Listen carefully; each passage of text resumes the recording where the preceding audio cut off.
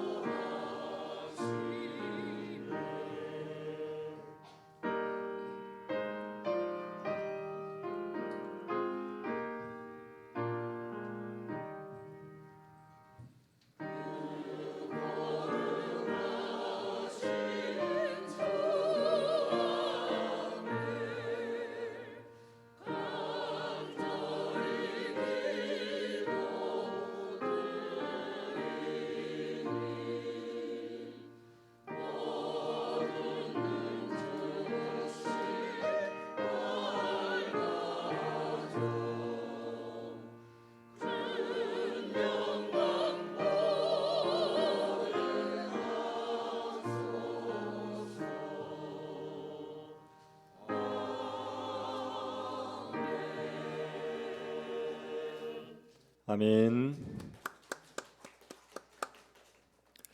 말씀을 보겠습니다. 고린도 후서 3장 1절부터 18절입니다. 고린도 후서 3장 1절부터 18절입니다.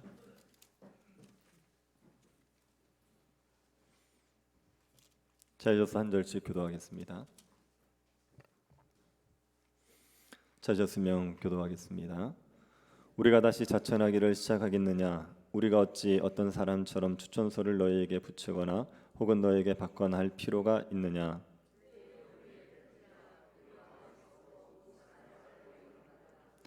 너희 우리로 말미암아 나타난 그리스도의 편지니 이는 목으로 쓴 것이 아니요 오직 살아계신 하나님의 영으로 쓴 것이며 또 돌판에 쓴 것이 아니요 오직 육의 마음판에 쓴 것이라.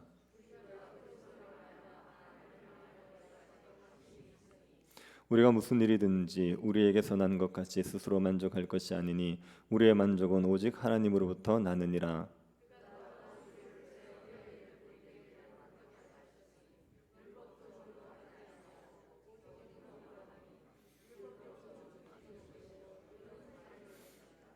돌에서 새긴 죽게 하는 율법 조문의 직분도 영광이 있어 이스라엘 자손들은 모세의 얼굴에 없어질 영광 때문에도 그 얼굴을 주목하지 못하였거든.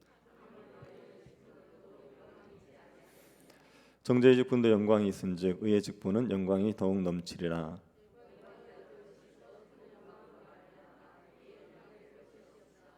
없어질 것도 영광으로 말미암은즉 길이 있을 것은 더욱 영광 가운데 있느니라. 우리는 모세가 이스라엘 자손들에게 장차 없어질 것에 결국을 주목하지 못하게 하려고 수건을 그 오래 쓴 것 같이 아니하노라.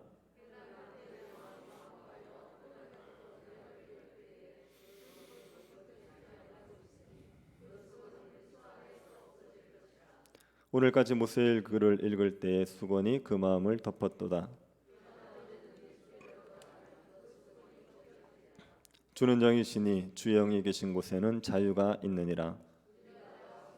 벗은 얼굴로 거울을 보는 것 같이 주의 영광을 보매 그와 같은 형상으로 변화하여 영광에서 영광에 이르니 곧 주의 영으로 말미암음이니라. 아멘. 미국에서 우주항공연구소에서 근무하는 장로님이 계십니다. 우주항공연구소라는 것은 인공위성을 띄워서 우리가 내비게이션 같은 것을 쓸 수 있도록 만들어주는 그런 곳입니다. 이 장로님은 어릴 때 길거리를 떠돌던 아이였습니다. 장로님의 아버지가 알코올 중독자였고 가정폭력범이었습니다. 그래서 아내가 도망을 가버렸죠. 장로님의 아버지는 경찰서에 잡혀서 감옥에 들어갔습니다. 그러다 보니까 부모가 사라져서 어린 동생을 데리고 길거리에 떠돌아다녔습니다. 그때 5살이었고 동생이 3살이었습니다. 5살짜리, 3살짜리가 길거리를 돌아다니면 사람들 보기에 얼마나 불쌍하겠어요. 그래서 먹을 것을 주니까 그거 먹고 돌아다닌 겁니다. 거지로 살았던 거죠. 그런데 시장에서 장사하는 아주머니 한 분이 이 장로님의 동생을 보더니 자기 아들로 삼겠다는 거예요. 그래서 장로님에게 내가 데려가서 키우겠다 이렇게 얘기하는 겁니다. 같이 데려가면 좋은데 장로님은 다리에 장애가 있었거든요. 그래서 장애가 너는 장애에 의해서 안 되겠고 동생만 데려갔다 가겠다 그래서 데려갔습니다.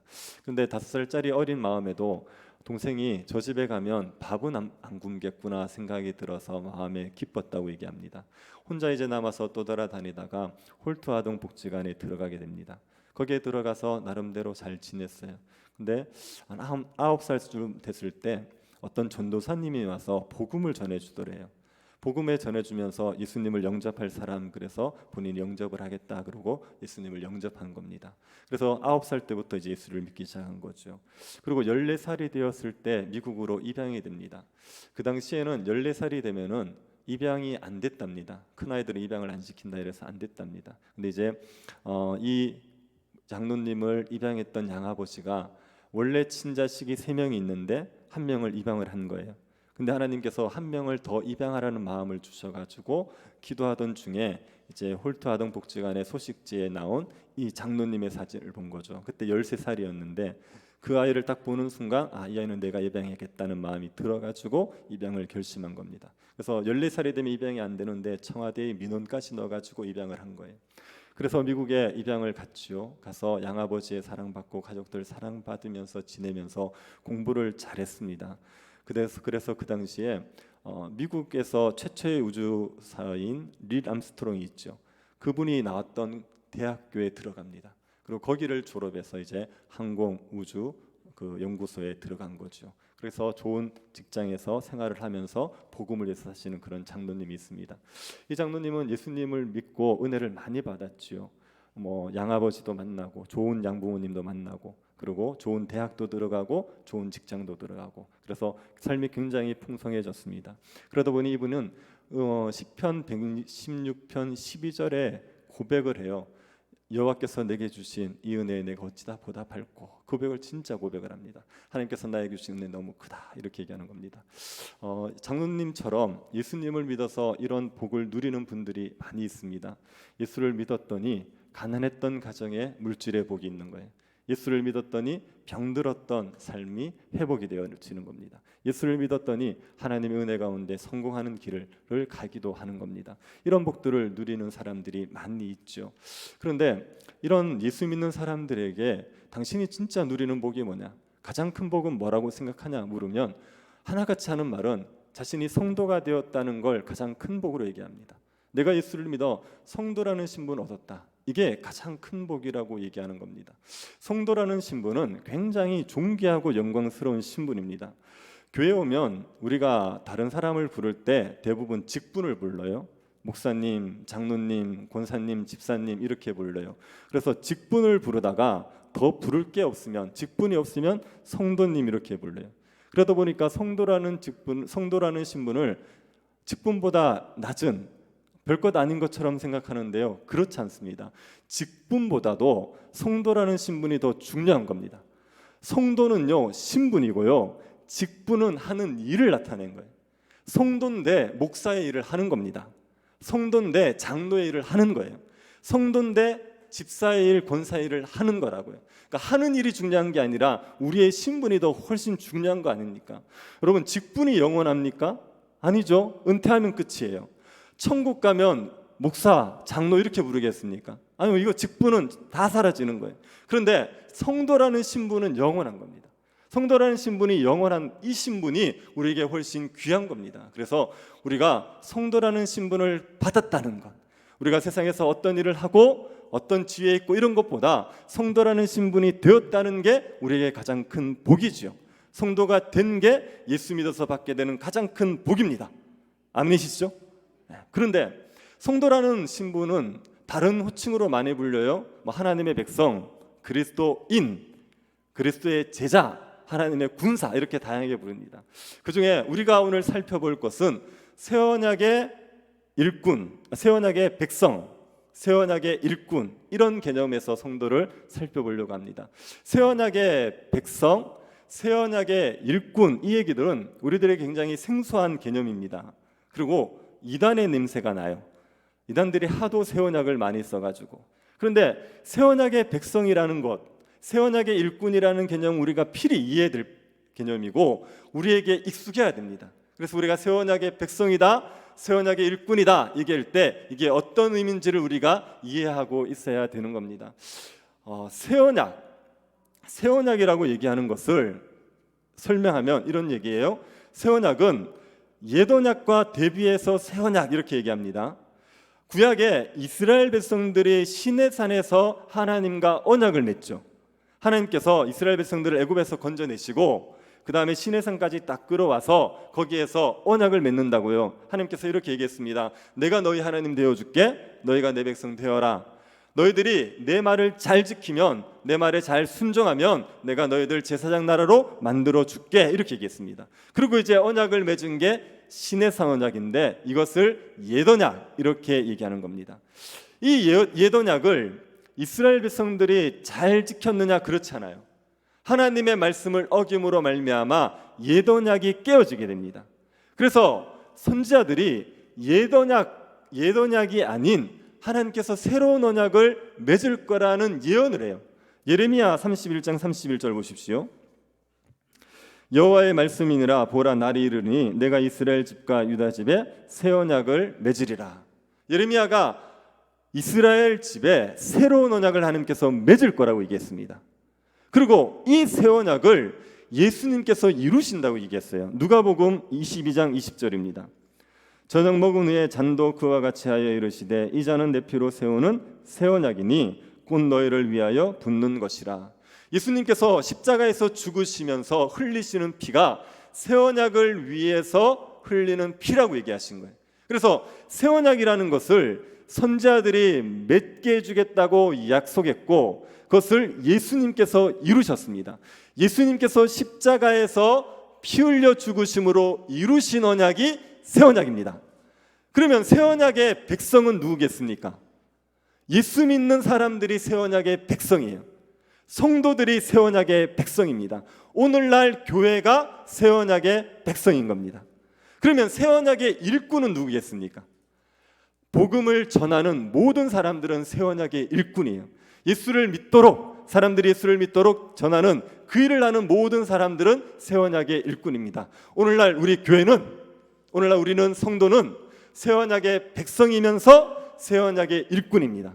그 새 언약의 백성과 새 언약의 일꾼이 어떤 존재들인지, 어떻게 살아가야 되는지, 이런 것들이 고린도후서 3장에 기록이 되어 있습니다. 그래서 우리가 새 언약의 백성이고 새 언약의 일꾼인 교회에 대해서 고린도후서 3장을 통해서 알아볼 겁니다. 제가 이거를 한 번만에 끝내려고 열심히 준비를 했는데 아무리 해도 양이 너무 많아요. 그래가지고 두 번에 나눠서 설명할 생각입니다. 오늘 새 언약의 백성에 대해서, 그리고 다음 주에 똑같은 본문 가지고 새 언약의 일꾼에 대해서 설명을 할 생각입니다. 다음 주에 본문이 또 똑같다고 목사님 또 재탕해 먹는군요, 그렇게 생각하시면 안 됩니다. 오늘은 이 본문 가지고 새 언약의 백성, 다음 주는 새 언약의 일꾼에 대해서 살펴보겠습니다. 새 언약의 백성에 대해서 살펴볼 때 세 가지를 살펴볼 겁니다. 첫 번째는 새 언약 백성의 특징이 뭐냐? 저 사람이 새 언약 백성이라는 것을 보여줄 수 있는 특징이 뭐냐, 요거 하나 살펴볼 것이고, 새 언약 백성이 되면 어떤 일이 일어나느냐, 그 사람한테 그걸 또 하나 살펴볼 겁니다. 그리고 새 언약 백성이 어떻게 살아가야 되느냐, 이걸 살펴볼 겁니다. 이렇게 자세하게 친절하게 얘기해 주는 목사 본 적 있습니까? 네. 다시 한번 따라해 보세요. 새 언약 백성의 특성, 이게 첫 번째입니다. 두 번째, 새 언약 백성이 되면 어떤 일이 일어나는가. 세 번째, 새 언약 백성은 어떻게 살아야 되는가. 네, 그 세 가지를 한번 살펴보죠. 첫 번째, 새 언약 백성의 특성에 한번 봅시다. 새 언약 백성의 특성은 1절부터 5절 사이에서 우리가 볼 수 있습니다. 1절부터 5절 이 부분은 어떤 내용이냐면 사도 바울이 자기가 사도라는 것을 증명하는 내용입니다. 사도 바울이 사도라는 것을 우리는 다 받아들이는데, 그 당시에 고린도 교회 안에 사도 바울의 사도권을 공격하는 사람들이 있었어요. 거짓 사도들이라는 사람들이 와서 바울은 사도가 아니라는 겁니다. 저 사람 사도가 아니야. 그리고 고린도 교인들을 미혹을 했어요. 그들이 왜 바울이 사도가 아니라고 얘기했냐면 추천서가 없다는 겁니다. 그 당시에 거짓 사도들은 추천서를 가지고 있었어요. 누군지 이름만 대면 알만한 사람들에게 추천서를 받아서 내가 사도입니다, 내가 하나님의 일꾼입니다, 그러면서 추천서를 내밀면서 사역을 한 겁니다. 근데 바울은 추천서가 없는 거예요.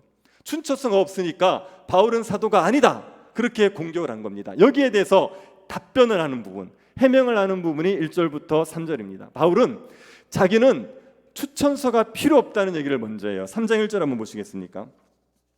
우리가 다시 자천하기를 시작하겠느냐? 우리가 어찌 어떤 사람처럼 추천서를 너에게 붙이거나 혹은 너에게 받거나 할 필요가 있느냐? 바울은 자기를 자천할 필요도 없고 사람들에게 추천서를 받을 필요도 없다. 내가 사도라는 걸 내가 주장할 필요도 없고 다른 사람에게 추천서를 받아서 사도라는 걸 증명할 필요도 없다 그래요. 사도 바울은 사람이 쓴 추천서는 필요가 없다고 얘기합니다. 왜? 자기에게는 다른 추천서가 있어요. 바울에게는 사람이 써준 추천서 말고 바울이 사도라는 걸 증명할 수 있는 또 다른 추천서가 있습니다. 2절 한번 보십시오. 너희는 우리의 편지라 우리 마음에 섰고 무사람이 알고 읽는 바라. 너희는 우리의 편지라고 얘기할 때 이 편지가 추천서라는 의미입니다. 너희들 고린도 교회 자체가 나의 추천서라고 얘기하는 거예요. 모든 사람들이 아는 내가 사도됨을 증명해내는 추천서가 너희다 얘기하는 겁니다. 왜 고린도 교회가 바울이 사도라는 걸 증명하는 추천서가 됩니까? 3절을 보십시오. 너희는 우리로 말미암아 나타난 그리스도의 편지니 이는 먹으로 쓴 것이 아니요 오직 살아계신 하나님의 영으로 쓴 것이며.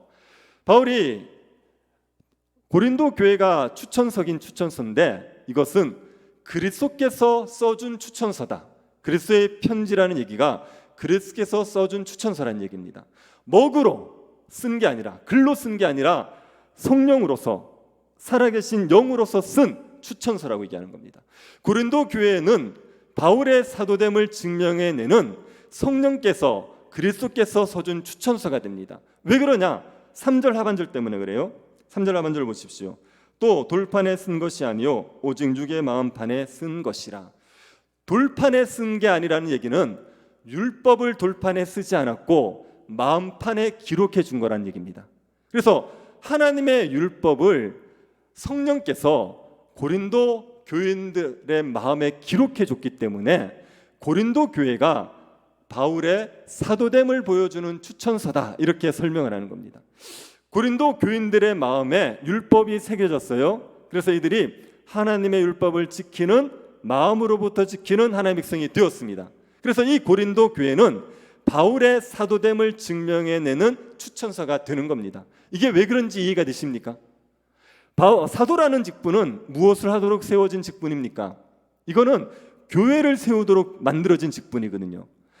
사도라는 직분이 교회를 세우기 위해서 만들어진 직분이라고 하면 누가 사도입니까? 교회를 세우는 사람은 사도인 거예요. 그 사람이 추천서가 없어도 교회를 세우면 그 사람은 사도가 되는 겁니다. 그 사람의 추천서가 있어도 교회를 못 세워요. 그러면 그 사람은 사도가 아니죠. 사도라는 직분은 교회를 세우느냐 아니냐로 증명이 되는 거지 그가 추천서를 가지고 있느냐 아니냐로 증명이 되는 게 아닌 겁니다. 근데 바울은 고린도 교회를 세웠지요. 그러면 바울은 사도라는 걸 증명해 낸 것 아닙니까? 교회를 세웠으니까. 그러니 바울이 사도라는 것은 사람의 추천서가 필요한 게 아니라 교회 자체를 보면, 고린도 교회를 보면 바울이 사도다, 이것을 알 수 있다는 이야기입니다. 그래서 1절부터 5절에서 바울이 자신이 사도라는 것을 고린도 교회를 세웠다는 것으로, 성령께서 고린도 교회를 자신을 통해서 세웠다는 것으로 증명해내는 겁니다. 그런데 여기에 보면 새 언약 백성의 특징이 나옵니다. 3절 하반절을 다시 한번 보십시오. 돌판에 쓴 것이 아니요 오직 육의 마음판에 쓴 것이라. 성령께서 고린도 교회를 세울 때 율법을 돌판에 새겨서 주지 않고 마음판에 새겨서 주셨습니다. 이게 돌판에 율법을 새겨주지 않고 마음판에 새겨준다는 얘기는 예레미야가 새 언약을 예언하면서 새 언약의 특징으로 한 얘기입니다. 예레미야 31장 33절 한번 보십시오. 그러나 그날 후에 내가 이스라엘 집과 맺을 언약은 이러하니 곧 내가 나의 법을 그들의 속에 두며 그들의 마음에 기록하여 나는 그들의 하나님이 되고 그들은 내 백성이 될 것이라. 여호와의 말씀이니라.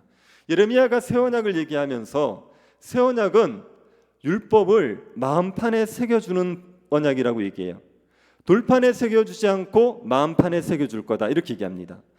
구약에서 옛 언약을 맺을 때, 이스라엘 백성들이 시내산에서 언약을 맺을 때, 그때는 하나님께서 율법을 돌판에 새겨서 주셨어요. 십계명을 돌판에 새겨서 그 율법을 주신 것 아닙니까? 그건 이제 옛 계명이에요, 옛 언약이에요. 그런데 새 언약 때는 율법을 돌판이 아닌 사람들의 마음판에 새겨준다는 겁니다. 이게 어떤 차이가 있겠습니까? 율법을 돌판에 새겨주는 것과 율법을 마음판에 새겨주는 건 어떤 차이가 있습니까?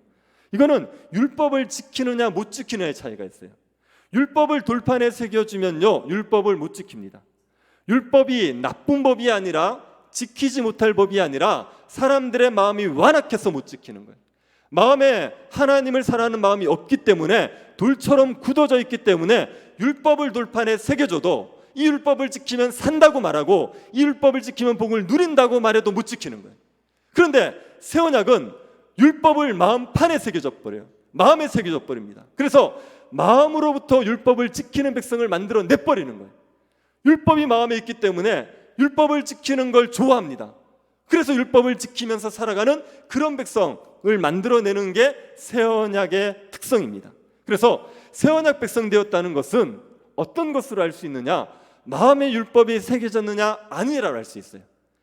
새 언약 백성의 특징은 율법이 마음에 새겨져서 마음으로부터 율법에 순종하는 것, 그게 새 언약 백성의 특징입니다. 여러분이 새 언약 백성이 되었다는 것을 알려 그러면 여러분의 마음이 어떤지를 보시면 안 됩니다. 하나님의 율법이 마음에 있어서 율법대로 사는 게 좋습니까? 하나님의 뜻대로 살고 싶은 마음이 있습니까? 그러면 여러분이 새 언약 백성이 된 거예요. 마음으로부터 율법을 순종하고 싶은 마음이 있느냐 없느냐가 중요합니다. 실제로 율법을 잘 지키느냐 못 지키냐의 문제보다 더 중요한 게 율법을 지키고 싶은 마음이 있느냐 없느냐의 문제라고요. 율법을 지키고 싶은 마음이 있어도 실제로 율법을 지키는데 어릴 수 있어요. 잘 못 지킬 수 있어요. 그래도 마음이 하나님의 율법을 좋아하고 율법을 지키고 싶다면 그 사람은 새 언약 백성이 된 겁니다. 그 사람은 성령을 받아서 마음에 하나님의 법이 새겨진 사람이 된 겁니다. 그래서 우리가 마음으로부터 하나님의 뜻대로 살고 싶다, 그런 마음이 있다, 그러면 우리는 새 언약 백성이 된 것이요. 제가 어떤 분의 간증을 들었는데, 회심하고 나서, 본인이 회심하고 나니까 그전에는 불법을 저지르던 것들을 아무렇지 않겠는데 딱 회심하고 나니까 불법을 저지르는 게 싫어지더래요. 이분이 유학생이었거든요. 그 당시에 유학생들이 열차 같은 것 탈 때 무임승차를 굉장히 많이 했답니다. 이게 비싸기도 하고 티켓 검사를 잘 안 하기도 하니까. 그런데 회심을 딱 하고 나니까, 그러고 나니까 이게 싫은 거예요. 그래가지고 그 무임승차 하는 게 싫어서 자발적으로 돈을 내고 탔다 그러더라고요. 그러니까 이게 마음에 법이 새겨져서 누가 강제하지 않아도 하나님의 법대로 살고 싶고 하나님 앞에서 바르게 살고 싶은 마음이 생겼다. 그러면 그 사람이 새 언약의 백성이 된 겁니다. 여러분이 율법을 많이 못 지킨다고 해서 내가 새 언약 백성이 아니라고 생각할 필요 없습니다. 그러나 율법을 지키고 싶은 마음이 있다면 그러면 여러분은 새 언약 백성이 된 거죠. 그런 새 언약 백성들에게는 어떤 일이 벌어집니까? 그거를 6절부터 18절에서 우리가 살펴볼 수 있습니다. 6절부터 11절은 무슨 얘기냐면 바울이 이 새 언약의 일꾼으로 부름받은 게 옛 언약의 직분보다 훨씬 영광스럽다는 얘기를 합니다. 그러니까 옛 언약의 직분, 모세가 율법을 전했던 그 옛 언약의 직분보다 바울이 받은 새 언약의 직분이 훨씬 영광스럽다는 얘기가 6절부터 11절에 있는 얘기예요. 그리고 12절부터 18절은 새 언약의 직분이 영광스럽기 때문에 복음을 감추지 않고 드러낸다는 얘기. 그게 이제 12절부터 18절의 얘기입니다. 우선 6절부터 12절 한번 보십시오. 새 언약의 직분이 아닌 옛 언약의 직분, 율법을 전달해놓은 직분도 굉장한 영광이 있었습니다. 7절 한번 보십시오. 돌에 새긴 죽게 하는 율법 조문의 직분도 영광이 있어 이스라엘 자손들은 모세의 얼굴에 없어질 영광 때문에 그 얼굴을 주목하지 못하였거든. 돌에 서서 죽게 하는 율법의 조문의 직분, 이게 옛 언약의 직분입니다. 모세가 시내산에서 율법을 받아서 전했습니다. 율법을 받아서 전해주는 일이 옛 언약의 직분이에요. 그런데 이 직분도 영광이 있었습니다. 그러다 보니 모세가 시내산에 내려올 때 얼굴에서 빛이 나버려요. 얼굴에서 빛이 났다는 게 굉장한 영광을 얻었다는 얘기입니다. 그래서 옛 언약의 직분도 영광이 있었습니다. 그런데 이 옛 언약의 직분보다 새 언약의 직분, 복음을 전하는 직분이 훨씬 더 영광스럽다는 얘기를 하는 거예요. 세 가지 점에서 영광스럽습니다. 첫 번째는 옛 언약의 직분은 죽이는 일을 해요. 새 언약의 직분은 살리는 일을 합니다. 6절 하반절 한번 보십시오. 율법 조문은 죽이는 것이요 영은 살리는 것이나. 율법 조문은 죽이는 것이죠. 사람들에게 율법을 가르쳐주면 그 사람들이 율법을 듣고 삽니까? 그렇잖아요. 율법은 지켜야지 사는 법이에요. 그런데 사람들이 율법을 가르쳐줘도 율법을 못 지킵니다. 그래서 율법을 가르쳐주고 율법을 전해주면 사람들이 사는 게 아니라 죽어버려요. 왜? 율법의 저주를 받아서 죽게 되는 겁니다. 그러니 옛 언약의 직분은 죽이는 일을 하는 거예요. 그런데 새 언약의 직분은 무슨 일을 합니까? 살리는 일을 하는 거예요.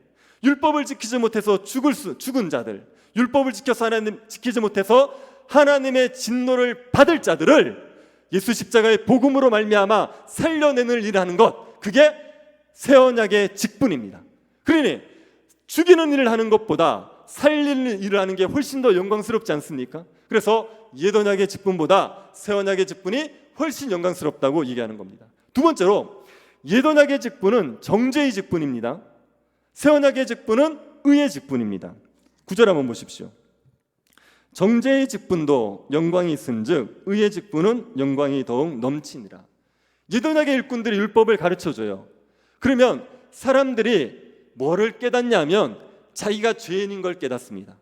자기가 죄인이기 때문에 하나님의 진노를 받을 수밖에 없다는 것을 알게 돼요. 이게 정죄를 받게 되는 겁니다. 그래서 율법을 가르쳐주면 그 율법으로 말미암아 사람들이 의를 얻는 게 아니라 율법을 지키지 못해서 죄인이라는 걸 깨닫게 되고 그 죄로 말미암은 율법에 저주가 있다는 걸 알게 돼요. 그러니까 옛 언약의 직분, 율법을 가르쳐주는 이런 사람들을 정죄하게 되는 일이 되는 거죠. 반면에 새 언약의 직분은 의의 직분이에요. 사람들을 의롭게 만들어 주는 겁니다.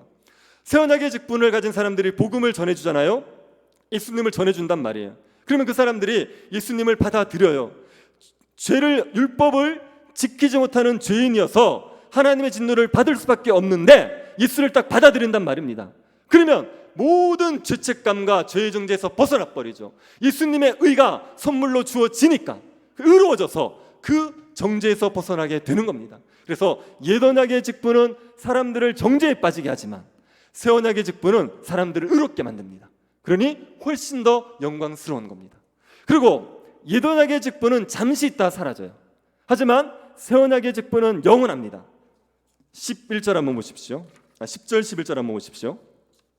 영광되었던 것이 더 큰 영광으로 말미암아 이에 영광될 것이 없으나 없어질 것도 영광으로 말미암은즉 길이 있을 것은 더욱 영광 가운데 있느니라. 옛 언약의 직분은 없어집니다. 그래서 모세가 얼굴에 광채가 날 때 그 얼굴을 수건으로 덮어버립니다. 그것을 덮는 것은 모세가 받았던 옛 언약의 영광이라는 것은, 직분이라는 건 잠시 후에 사라질 것이기 때문에 이걸 주목하지 말라는 거예요. 그래서 수건으로 덮어버린 겁니다. 옛 언약의 직분은 잠시 있다가 사라져요. 새 언약이 오면 사라질 겁니다. 하지만 새 언약의 직분은 영원한 거예요. 이거는 주님 오실 때까지 영원히 계속되는 새 언약의 직분의 영광이죠. 그러니 옛 언약의 직분보다 새 언약의 직분이 훨씬 영광스럽다, 이렇게 얘기하는 겁니다. 바울이 이 확신이 있습니다. 자신이 받은 이 새 언약의 직분이 굉장히 영광스러워서 사람들을 살려내고 사람들을 의롭게 하고 이게 영원한 직분이라는 영광이 있어요. 그래서 복음을 전하는 것을 부끄러워하지 않고 이 복음을 담대하게 전하는 겁니다. 모세는 얼굴에 자기의 수건을 덮었습니다. 왜요? 이건 잠시 있다가 사라질 것이기 때문에 감추는 일을 했어요. 그런데 새 언약의 직분을 받은 사람들은 감추잖아요. 자기가 받은 복음을 드러내게 되는 겁니다. 사람들에게 그것을 담대하게 말하게 됩니다. 12, 13절 한번 보십시오. 우리가 이 같은 소망이 있으므로 담대히 말하노니 우리는 모세가 이스라엘 자손에게 장타 없어질 것에 결국을 주목하지 못하게 하려고 수건을 그 얼에 쓴 것 같이 아니하노라. 우리가 이 소망이 있으므로, 이 직분이 얼마나 영광스러운지 알고, 이 직분이 사람들을 살리고 의롭게 하고 영원하다는 것을 알기 때문에, 이 소망이 있기 때문에 담대하게 말하는 겁니다. 복음을 감추지 아니하고 담대하게 드러내는 거예요. 사람들에게 예수 십자가를 열심히 전하는 거죠. 그것들을 부끄러워하지 않고 숨기지 아니하고 담대하게 사람들에게 전하는 겁니다. 그런데 유대인들, 이스라엘 사람들, 성경을 안다고 말하는 이스라엘 사람들이요, 이 예수 그리스도를 전하면 받아들여야 되는데 배척을 해버립니다.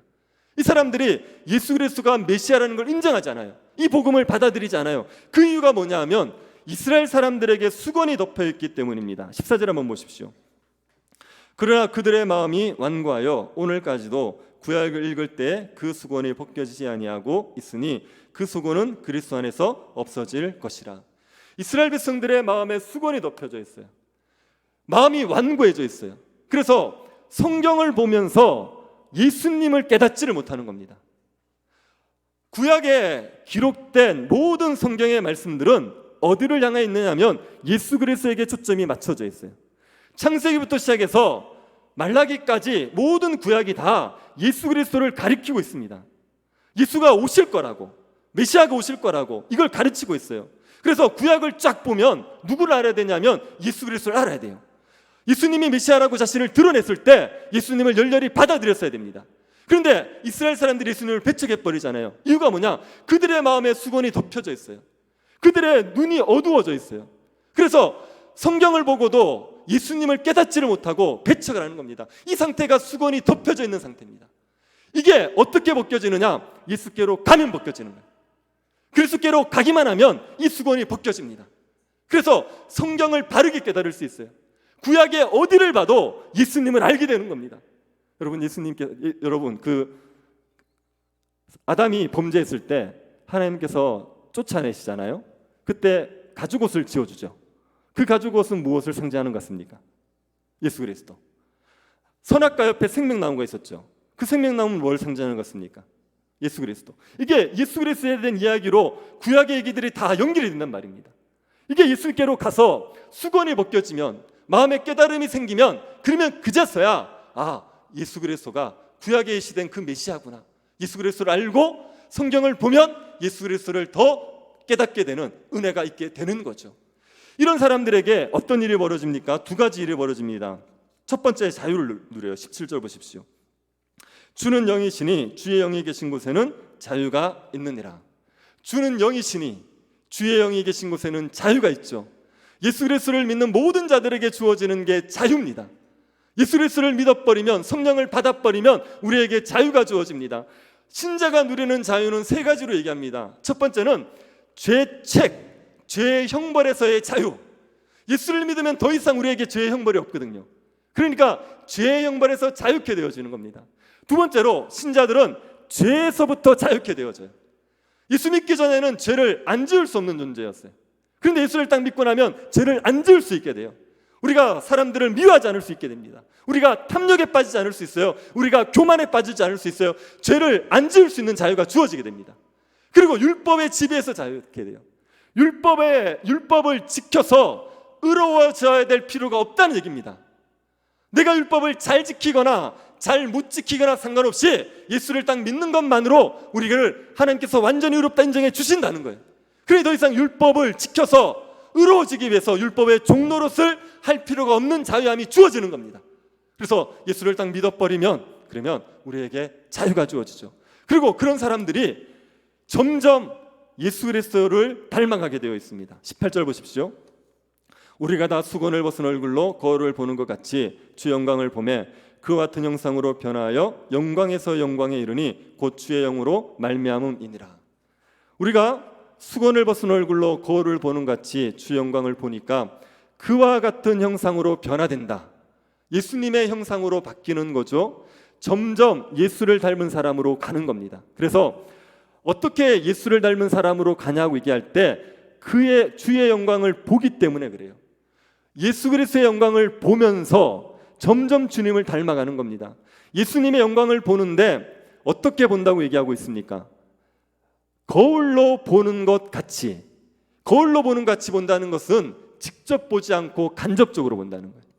예수님의 영광을 직접 보는 게 아니라 간접적으로 봅니다. 어떻게 간접적으로 봅니까? 성경을 통해서 말씀을 통해서 예수님의 영광을 간접적으로 보는 거예요.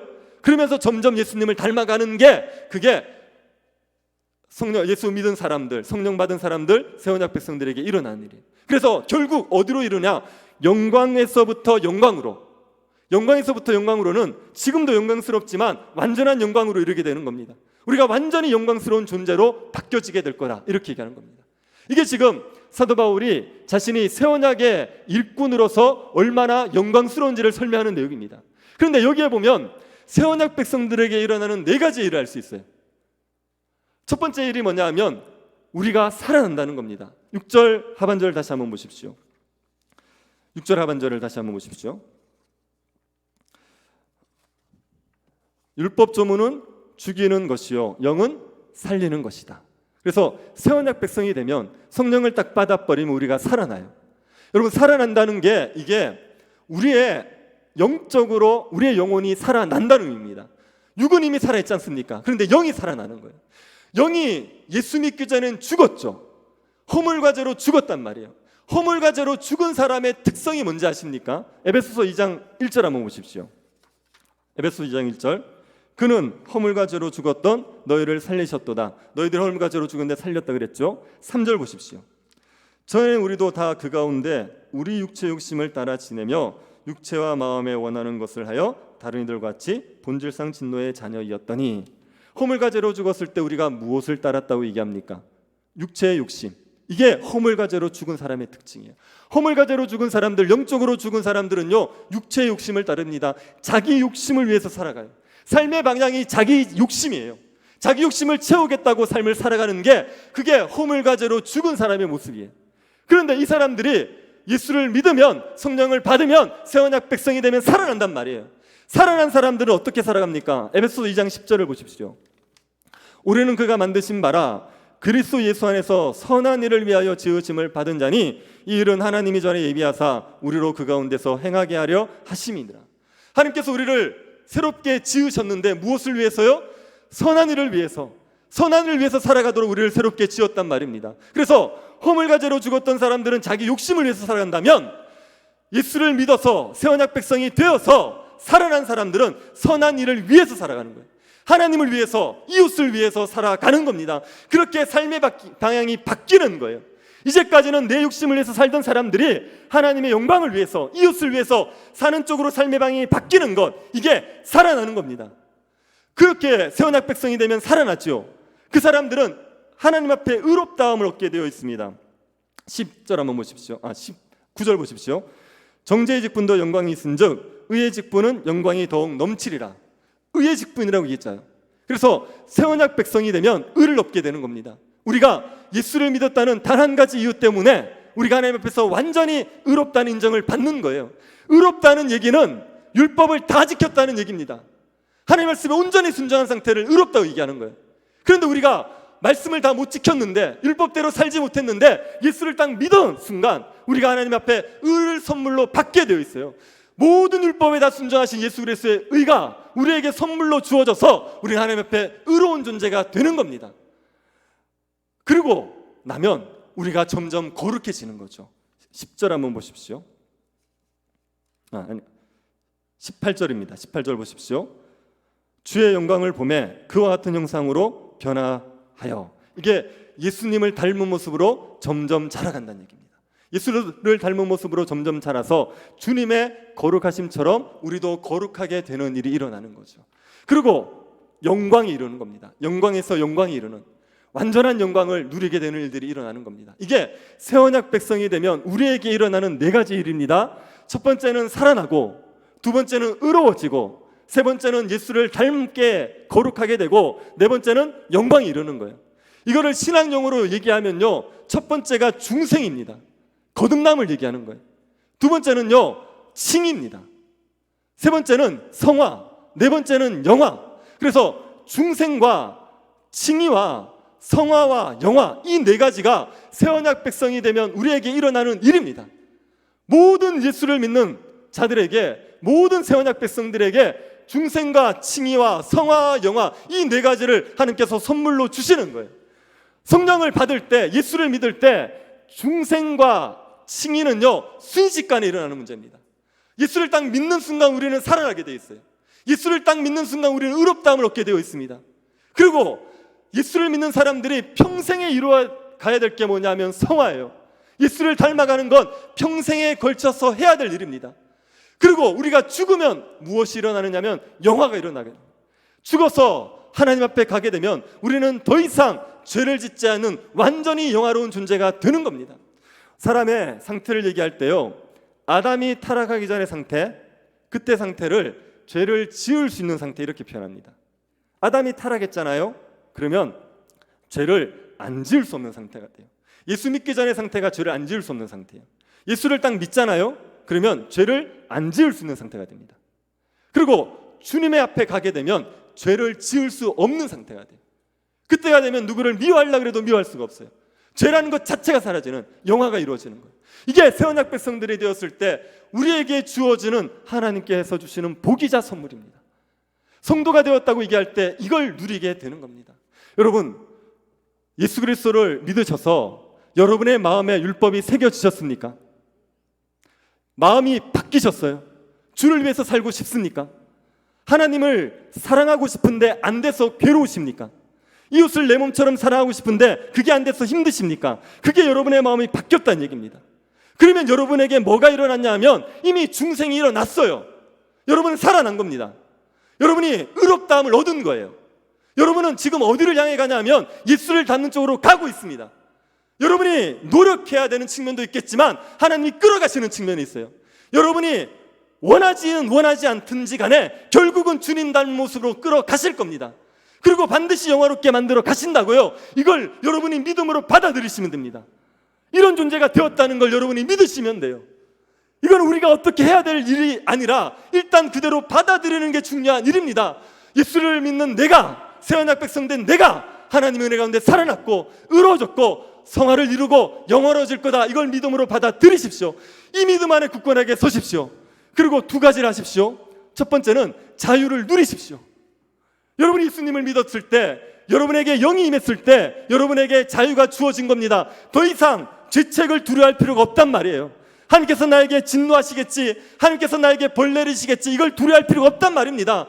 죄에 대한 죄책감에 대해서도 자유할 수 있습니다. 예수 믿을 때 모든 죄책이 다 사라진 거예요. 그래서 우리는 더 이상 죄에 대해서, 죄책에 대해서 두려워하거나 거기에 매어 지낼 필요가 없습니다. 이 자유함을 누리십시오. 여러분이 죄를 이길 수 있다는 걸 믿으십시오. 죄를 이기고 죄와 싸워서 죄에서 얼마든지 벗어날 수 있다는 걸 믿으십시오. 그런 자유케 된 존재가 되었습니다. 여러분이 율법의 지배에서 벗어났다는 것을 기억하십시오.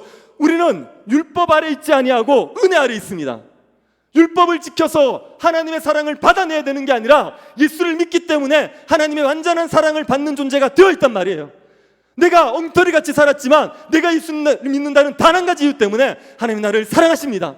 나에게 모든 복을 주셨고 모든 복을 주시게 되어 있습니다. 이걸 믿는 게 여러분이 율법의 지배에서 자유하게 되는 겁니다. 이 자유함을 여러분이 누리십시오. 그리고 여러분, 예수를 닮아가기를 힘쓰셔야 됩니다. 우리의 평생의 과제, 우리가 이 땅에서 살아가면서 이룰 목표가 뭐냐 하면 주님을 닮는 거예요. 여러분의 신앙이 10년, 20년, 30년, 40년이 지나갔을도 여러분에게 뭐가 나타나야 되냐면 예수를 닮은 성품이 나타나야 됩니다. 여러분이 얼마나 많은 일을 하느냐 이 문제보다 여러분이 누구를 닮아가느냐가 더 중요한 문제예요. 그러니 날마다 예수를 닮아가십시오. 어떻게 예수를 닮아갑니까? 주의 영광을 보셔야죠. 말씀을 통하여서 거울로 보듯이 주의 영광을 보셔야 됩니다. 말씀 가지고 하나님의 영광을 자꾸 보면서 예수를 알아가고 하나님께서 우리를 얼마나 사랑하시는지를 알아가시면서 예수를 닮은 모습으로 점점 자라가셔야 됩니다. 그게 여러분이 평생 해야 될 과제입니다. 제가 중직자 뽑을 때마다 이렇게 기준을 정해놓고 막 중직자의 자격 조건을 막 얘기하면 뭐라고 얘기하냐면 중직해야 될 후보들한테 자꾸 등을 떠밉니다. 좀 열심히 해라. 네가 해야 되지 않겠느냐. 근데 여러분, 중직자 자격 조건을 자세히 보십시오. 뭐 이렇게 디모데 전서 3장이나 디도서 1장에 중직자 자격 조건 한번 보십시오. 거기에 보면 기능이 나오는 게 뭐 있습니까? 그 사람이 잘하는 걸 기능적으로 얘기하는 거 뭐 있습니까? 가르치기를 잘하는 것밖에 없습니다. 나머지 다 성품이에요. 책망할 것이 없어야 된다. 한 아내의 남편이 되어야 된다. 일구이연하지 않아야 된다. 화내지 않아야 된다. 구타하지 않아야 된다. 술을 즐기지 않아야 된다. 돈을 사랑하지 않아야 된다. 성품의 문제예요. 이거는요, 예수를 닮은 성품이거든요. 그런데 이거는요, 중직자가 하는 게 아니에요. 중직자만 하는 게 아닙니다. 목사님만 그렇게 된다는 게 얘기 아니에요. 이거는요, 모든 성도가 해야 될 겁니다. 예수를 믿으시잖아요. 기분 나쁘십니까? 예수를 믿으시죠? 마음이 바뀌었죠? 성도 맞죠? 세원약 백성이 맞죠? 그러면 우리가 예수를 닮은 사람으로 자라가는 것 모든 성도가 해야 될 겁니다. 예배 참석은 모든 성도가 할 일이죠. 봉사는 모든 성도가 할 일입니다. 11조는 모든 성도가 할 일입니다. 특별한 신자들이 하는 게 아니라, 중직자들이 하는 게 아니라 모든 성도가 그렇게 자라가야 된다고요. 그런데 그 본이 되어야 되는 사람이 누구냐면 중직자라고요. 앞서 있는 사람들이 그 본이 되어야 되고요. 그러니까 중직자의 자격 조건이 까다로울 수밖에 없는 겁니다. 그런데 예수 믿는 모든 사람들이 지향해야 될 곳이 예수를 닮아가는 것이지 특별한 사람들만이 열심히 낼 부분이 아니란 말입니다. 우리 모두가 말씀을 통해서 주의 얼굴을 보고 주의 형상을 보고 점점 주님을 닮은 모습으로 자라가셔야 돼요. 그래서 결국은 영화 이루셔야 됩니다. 주님 앞에 섰을 때 온전히 힘없는 자로 변화되는 그날을 소망하며 이 땅 사는 동안 예수 닮은 사람으로 자라가시는 겁니다. 그게 우리의 남은 생에 달려가야 될 길입니다. 우리가 이런 존재가 되었다는 게 복이라고 믿으십시오. 세상에서 우리가 어떤 지위에 있든지, 세상에서 우리가 얼마나 재산을 가지고 있든지, 세상에서 우리가 얼마나 많을 든지 이거 하나님에게 관심 없어요. 주님이 우리가 주님 앞에 섰을 때 재산 얼마인지 보겠습니까? 아파트 몇 평이냐, 타는 차가 뭐냐, 입고 있는 옷이 뭐냐, 학벌이 뭐냐, 이런 거 보시겠냐고요. 이거는 사명으로 주시는 거예요. 재산을 좀 많이 받았습니까? 구제 많이 하라고 재산 주신 겁니다. 좋은 학벌을 가졌습니까? 일 많이 하라고 그런 걸 주신 거예요. 이거는 복이라고 얘기하면서 예수 믿어서 이런 걸 받았다고 자랑할 게 아니라요, 우리가 진짜 자랑할 것은요, 새 언약 백성이 되었다는 겁니다. 이게 진짜 복이라는 걸 믿고 이게 얼마나 영광스러운지 알고 그 새 언약 백성이 합당하게 주님을 닮아가기 위해서 자라가는 것, 그게 우리가 이 땅에서 살아가면서 해야 될 일입니다. 여러분이 새 언약 백성이 얼마나 영광스러운지를 믿으십시오. 그리고 그 영광에 걸맞게 예수 닮은 사람으로 자라가기를 힘쓰시기를 바랍니다. 날마다 주의 형상을 보고 주의 형상으로 변화되어 가므로 주님께 영광을 돌리는 새 언약 백성 될 수 있기를 간절히 바랍니다. 자비하신 하나님, 우리를 새 언약 백성 되게 하신 것을 감사드립니다. 우리에게 성령을 주셔서 우리의 마음에 율법을 새겨주시고 우리가 욕심을 위해서 살지 않고 하나님의 법을 따르기를 즐거워할 수 있게 해주신 것을 감사드립니다. 우리가 거듭났고 의로워졌고 우리가 거룩하여지고 영화로워질 것을 믿게 하여 주옵소서. 우리를 부르신 부르심을 귀하게 여겨서 예수 닮은 사람으로 자라갈 수 있도록 은혜 베풀어 주옵소서. 거룩하신 예수님 이름으로 기도드립니다. 아멘. 찬송가를 좀 바꾸도록 하겠습니다. 288장 찬양하면서 봉헌하겠습니다.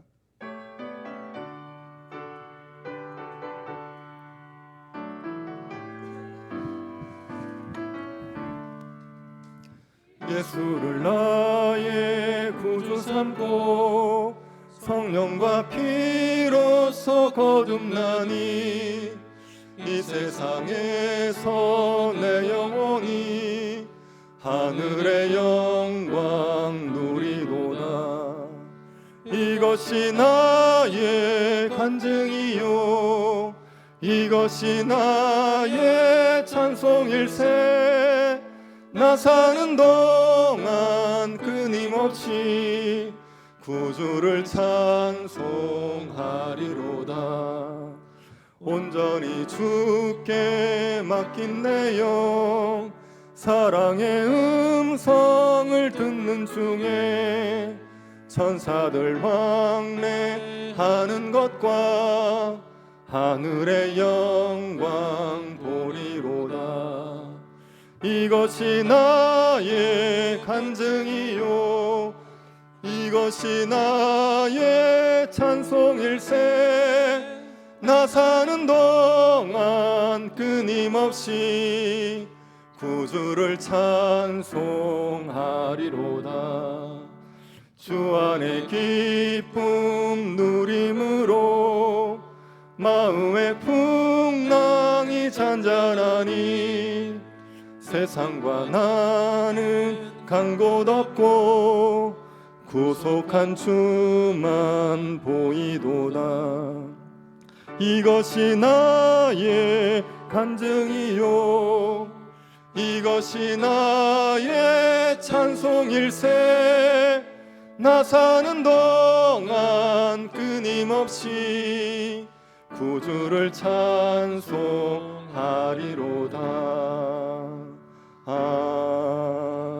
아멘 우리의 피난처와 힘이 되어주신 하나님께 감사드립니다. 우리가 감당하지 못할 시험을 막으시고 시험 당할 때 피할 길을 허락하여 주셔서 여기까지 이르게 하심을 감사드립니다.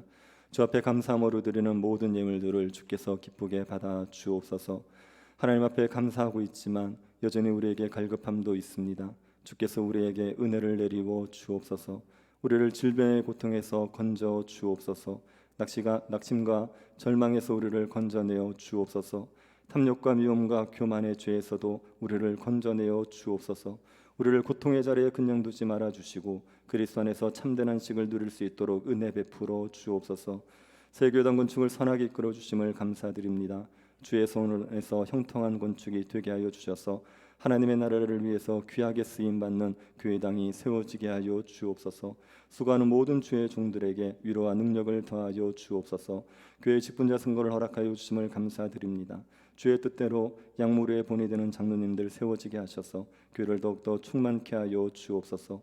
입시를 앞두고 있는 수험생들에게 위로와 지혜를 허락하여 주옵시고 자녀를 양육하는 가정에 필요를 채워주시고 고달픈 청년들의 삶을 위로하시고 주께서 선한 길을 열어 주옵소서. 일하신 분들의 건강을 지켜주셔서 교회를 출입하는 데 어려움 없게 하여 주옵소서. 모든 성도들의 가정이 은혜 안에 평안하게 하여 주옵소서. 걸어가신 예수님 이름으로 기도드립니다. 아멘. 장로 나오셔서 한구하시겠습니다.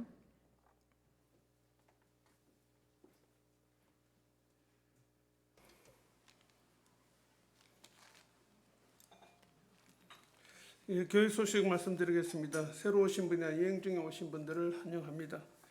생활적 등록을 하실 분들은 교육자들에게 말씀해 주시기 바랍니다. 직분자 선거가 10월 23일에 장로 선출이 있습니다. 후보는 이렇게 목사님 말씀하신 대로 출결이 기준이 된 것 같습니다. 강성엽, 박찬욱, 장철환 지사입니다. 선거 임명부 열람은 게시판에 게시되어 있는 선거 명부를 확인해 주시기 바랍니다. 6개월 이상 무단으로 예배에 출석하지 않은 사람은 투표권이 없습니다. 직분자 선거를 위한 특별 새벽기도회가 10월 17일부터 23일까지 있습니다. 전도회 모임은 주보를 참고해 주시기 바랍니다. 학습 세례자 신청은 가을 성례식이 11월 6일 날 있습니다. 학습, 입교, 세례, 유아 세례를 받으실 분은 교육자에게 신청해 주시고 주보의 교육 일정에 따라서 문답 교육을 받으시기 바랍니다. 제1남전도회 야유회가 다음 주 화요일 11일에 있습니다. 교회 출발은 10시입니다. 건축위원회 모임 있고요. 교우 및 교육자 동정을 말씀드리겠습니다. 이성중 군은 손장희 집사의 차남인데 10월 15일 토요일 오후 2시에 있습니다. 이윤수 군은 이종수 김인선 집사의 장남입니다. 10월 15일 4시 50분에 있습니다. 여인등 목사님께서 목사 장립 감사 떡을 주셨습니다. 그다음 추가 광고를 드리겠습니다. 추수감사주일 찬양 예배를 파워포인트 안 뜹니까? 추수감사주일에 11월 20일에 찬양 축제를 합니다. 추수감사주일 저녁 예배를 오후 2시에 드리고 예배 후에 발표회를 합니다. 참가를 원하시는 전도회는 전도사님에게 신청해 주시기를 바랍니다. 그리고 여기 교회 신청 현장에 대해서 동영상 시청이 있겠습니다. 한번 보시겠습니다.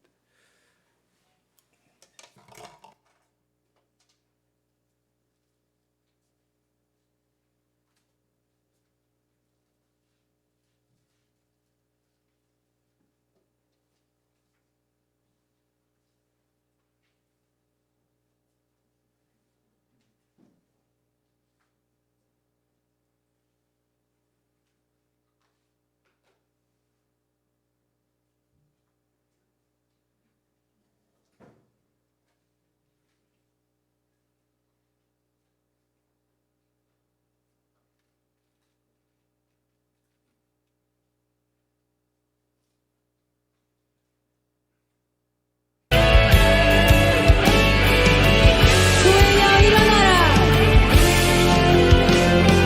교회여 일어나라. 주께서 부르시니 두려움과 실패 내려놓고 교회여 일어나라. 교회여 일어나라. 교회여 일어나라. 주께서 여러분을 보내십니다. 주께서 보내시니 우리를 부르신 삶의 자리에서 교회여 일어나라. 우린 세상의 빛 어둠을 밝히는 하나님의 편지 나타내는 주의 교회를 통해 세상이 주를 보리라. 일어나라. 아버지 사랑으로 아버지 능력으로 서로 하나 되어 그 빛을 비추라. 노래하라. 아버지의 사랑을 아버지의 크심을 이 삶의 노래로 주님을 나타내라. 일어나라. 할렐루야.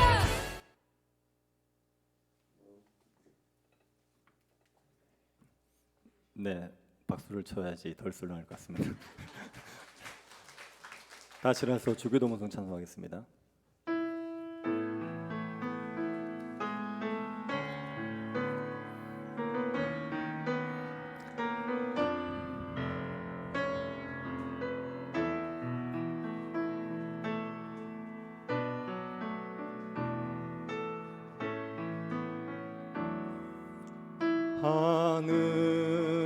하늘에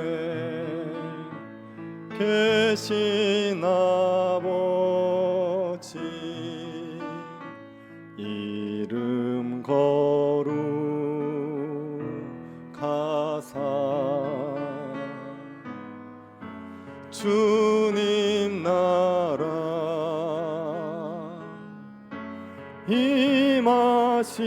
임하시고 뜻이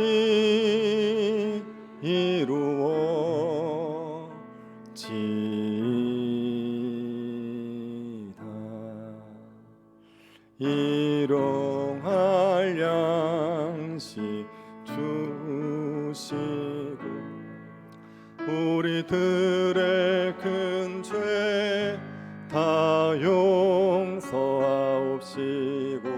또 시험에 들게 마시고 악에서 구원하소서.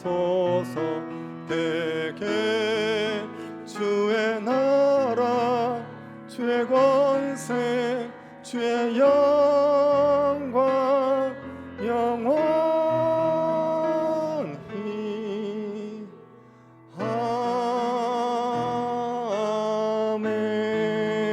아멘. 지금은 우리 주 예수 그리스도의 은혜와 하나님의 사랑과 성령의 교통 이루하심이 사랑하는 주의 백성들의 머리 위에 지금으로부터 영원토록 함께 있을지어다. 아멘.